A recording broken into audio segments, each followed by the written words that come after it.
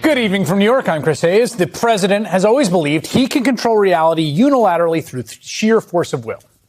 And about a year and a half ago when he retook office, I got to say, we went through a period where it kind of looked like he was maybe right.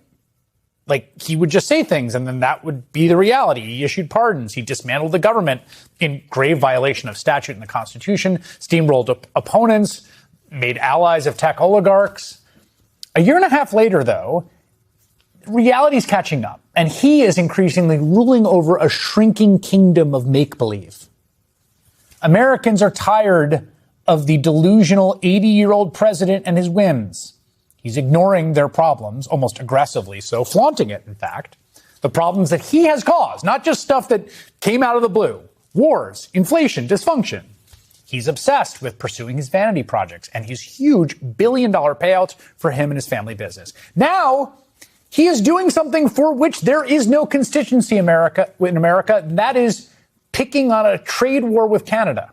One that will absolutely jack up prices for Americans on all kinds of goods at a time when people say affordability is their biggest issue. An example of those goods, like toilet paper, especially. Just learned this, actually, recently. The U.S. imports more toilet paper from Canada than anywhere else. Could soon see a skyrocket in its price. That's along with other things like lumber and aluminum that we're paying more for than almost anyone else in the world, and car parts and liquor and a whole lot else. And all this has led to what feels like I don't know. Can you really ever say rock bottom with Trump? But this felt like kind of a kind of rock bottom this week, at least for the second term, which was this image today. It really struck me. There's this old man sitting at his desk with a little Sharpie, reduced to a state of total delusion. So this is Lake Ontario in Canada and in the United States. But we're going to make a little change. We're going to call it something different than Lake Ontario. We're going to call it Lake America. And all it takes is a good pen and some intelligence. So Lake Ontario, that's gone. Lake America. So now we have a lake, and now we have a Gulf. Because we have the Gulf of America, now we have Lake America, without the of. Thank you very much, everybody. Enjoy Lake America. I mean, just deeply pathetic. I mean, pathetic in a way that almost kind of gave me like the willies. If you're saying to yourself, that's crazy, he can't just rename a Great Lake by scribbling on a map, you're right. He scribbled his signature on an executive order directing the Department of Interior to update the lake's name on U.S. maps. This is what consumes the President of the United States. The lake change, Lake of America, was something I've been thinking about for a long time, actually. As you know, we took something called the Gulf of Mexico, we changed it, and now it's very routinely the Gulf of America. So if you think about it, we have a Gulf and we have a lake. Now all we need is an ocean. So maybe we'll have to change the name of the Atlantic and or the Pacific. Maybe we'll change them both. Sure, buddy. Go ahead. Change them both. Change them both to what? American Ocean 1, American Ocean 2?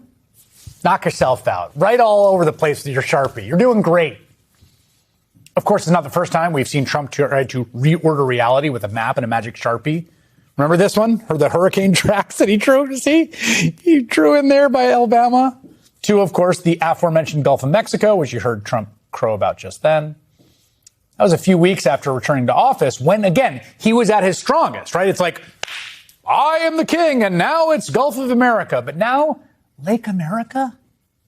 Lake America? You sad weirdo? Nobody wants this. You know what they want? They want cheaper gas. Just like the apparently AI-generated map the White House put out on social media to hype Lake America, a map that places Washington, D.C. inside North Carolina. Why not? And like the other anti-Canada post by the White House this week, a photograph of a bald eagle attacking a Canadian goose, though commentators immediately noted the image comes from a 20-minute clash between those birds last year in Ontario when the eagle descended on the goose unprovoked, and then the goose ultimately fought him off. Trump also has an answer to the rising price of groceries, especially beef. You ready for this? He signed an order to import 300,000 metric tons of beef from other countries to be sold here at a discount. Beef that comes from, well, We don't really know. Mr. President, on the beef deal, which countries did you make that deal with? What are the sources Which of deal? the beef deal? I don't want to say which countries, but there are a few countries. There's a lot of ground beef that's sitting in other countries that would potentially help serve Americans, especially lower income Americans who really lean into the lean ground beef. And so this is a very short term fix from the president's perspective that he believed necessary to get lower cost beef onto American plates. Which countries are we importing the beef from? I will be very transparent, and that is over at U.S. Trade Rep. I am actually not part of any of those conversations, so I am not sure. Now, I know you must be getting hungry just listening to that sales pitch. There's just some cheap ground beef that has been sitting in other countries. And they're going to ship it over here for all of us to eat, especially low-income Americans at a discount. Where's it been sitting? Has it been in the sun? Where exactly is it coming from? Who knows? It's above Brooke Rollins' pay grade. Seems maybe a lot of it's from Argentina, which, by the way, has fine, incredible beef. And that's also a country Trump has been trying to prop up their friendly right-wing government. What do you have to say to U.S. farmers who feel that the deal is benefiting Argentina more than it is them, as they are a top Argentina's fighting for its life, young lady. You don't know anything about it. I happen to like the president of Argentina. I think he's trying to do the best he can. But don't make it sound like they're doing great. They are dying.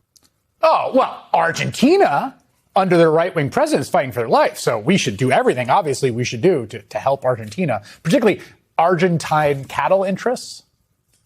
Side note, earlier this month, the USDA had to recall 30,000 pounds of Argentinian beef that was imported to Florida and Texas without any health or safety inspection. But again, he likes their president, so. Then there's the president's diluted new approach to the war that he declared that's directly added to the cost of your gas. On Wednesday, Trump literally declared, boy, man, they just can't get enough of the AI-generated stuff, right? He declared mission accomplished in Iran, posting this image of himself looking over George W. Bush and the Ayatollah beneath AI fighter jets that appear to be missing half their tail fins. Mission accomplished. Okay. Do you want to write that on Sharpie too? Show it to everyone? Except the war's still on. The U.S. military is still running down its ammunition stockpiles. Iran still isn't letting oil tankers through the Strait of Hormuz. One got struck, I think, this week. Trump's not going to let facts get in the way of his new map crusade. Pretty soon I'll be declaring the Hormuz Strait a territory of the United States. We control it. We control it with the blockade. We have a blockade. We control it with a blockade. And I like the idea of declaring it a territory. I view the Strait of Hormuz as an American territory right now. It's an American territory. Sure enough, here was Trump posting a map of the Strait of Hormuz as new U.S. territory. Nobody beats Donald Trump when it comes to renaming things on maps that are right in front of him. He's governing from a land of make-believe. A shrinking, delusional presidency in which he really thinks he can change reality with a few words. The Strait of Hormuz is hereby declared American territory, and so is Lake Ontario, except it's Lake America. Iran wants so badly to make a deal. The mission's accomplished. There is no affordability crisis. It's a hoax. His will against the real world, and it's worked for him for years. Really. I mean, it's why he's like this. But the real world, like nature, bats last. Gas is more than $4 a gallon. Interest rates are rising. American treasuries and bond yields. The mission is not accomplished. Donald Trump can wave his little magic Sharpie. But the rest of us, all of us, live in reality. We're the ones who have to pay for it all.